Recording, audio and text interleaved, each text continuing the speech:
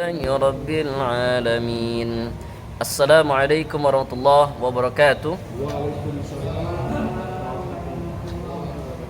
بسم الله الحمد لله الصلاة والسلام على رسول الله أما بعد. Jamaah masjid dirahmati Allah Subhanahu wa taala. Seperti biasa kita akan mendengarkan satu hadis pada bab tentang ilmu dengan judul jika ulama tidak ada maka terjadilah kesesatan. Jamaah dirahmati Allah Subhanahu wa taala, di antara cara paling cepat atau bebas, jalan paling cepat untuk kita masuk ke dalam surganya Allah Subhanahu wa taala adalah dengan mendapatkan rahmat Allah Subhanahu wa taala.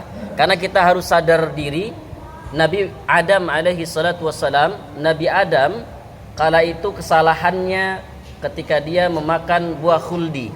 Hanya satu kesalahannya maka dikeluarkan dari surganya Allah Subhanahu wa taala. Sedangkan setiap hari kita selalu berdoa dengan menyadari banyaknya dosa dan kemaksiatan yang kita lakukan agar diampuni oleh Allah Subhanahu wa taala. Harapannya ingin masuk ke dalam surganya Allah Subhanahu wa taala.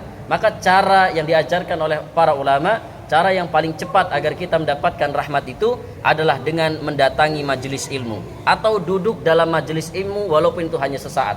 Mungkin kita pernah dengar kisah yang sudah dituliskan dalam Al-Quran tentang seorang yang pernah membunuh 100 orang.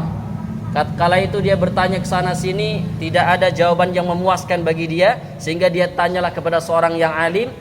Orang alim tersebut mengarahkan kepada dia agar dia menuju kepada Syekh Fulan.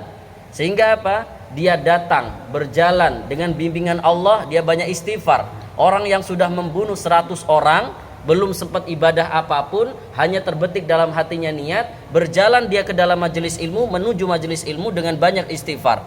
Di tengah perjalanan ternyata usianya sudah sampai di situ, atau maut menjemput dia.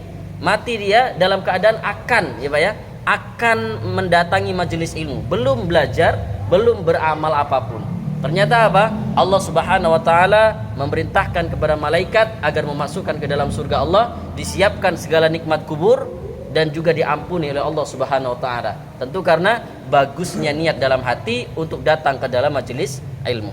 Sehingga kita dengarkan hadis Nabi sallallahu alaihi wasallam, "Innallaha la yaqbidul ilma intiza'an yantazi'uhu minan nas, walakinna yaqbidul ilma biqabdil ulama hatta idza lam yubqi 'aliman ittakhadha an-nas ru'usan juhalan fasu'ilu fa'aftau bighairi ilmin fadallu wa adallu." Artinya, sesungguhnya Allah tidaklah menahan ilmu dari manusia, tetapi dia akan menahan ilmu dengan ditahannya atau diambilnya para ulama, sehingga jika sudah tidak ada lagi seorang yang ahli ilmu agama, maka manusia lalu mengangkat orang-orang bodoh sebagai pemimpin-pemimpin mereka.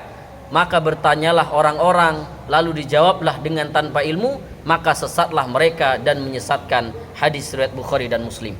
Jamaah yang dirahmati Allah Subhanahu wa taala, semoga hadis ini menjadi perhatian untuk kita semuanya, bahwasanya menjelang akhir zaman Allah Subhanahu wa taala akan angkat ilmu itu. Bukan ilmunya yang diangkat, tapi Allah mengangkat ilmu itu melalui wafatnya para ulama. Di Indonesia sendiri kita sudah lihat Pak ya, banyak sekali ulama kita yang sudah meninggal dunia. Di antaranya adalah Mbah Mun, ya, Kiai Haji Maimun Zubair, yang luar biasa diakui dunia keilmuan beliau, sudah wafat.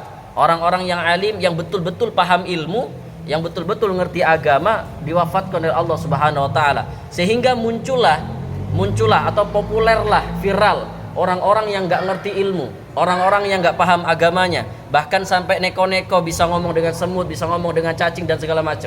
Nah ini kan bahaya sekali Pak. Bahayanya bagi siapa? Untuk umat yang dia tidak bisa memilih dan memilah, kan? Akhirnya apa? Ini hebat, ini hebat. Dengan apa dia mengatakan hebat? Dengan cerita-cerita bohong yang dibuat oleh orang itu. Nah ini bahaya sekali. Sehingga kata Nabi SAW dalam hadis ini diingatkan, fasu'ila fa'aftau bighairi ilmin fadallu wa adallu. Ini bahayanya. Ketika alim sudah diangkat atau sudah diwafatkan oleh Allah, maka orang akan bertanya kepada orang yang enggak ngerti agama. Efeknya adalah mereka akan saling sesat, menyesatkan. Jamaah yang dirahmati Allah Subhanahu wa taala, kalau di sekeliling kita masih banyak alim ulama yang bisa kita dengarkan nasihatnya, maka mari sama-sama kita dengarkan nasihatnya.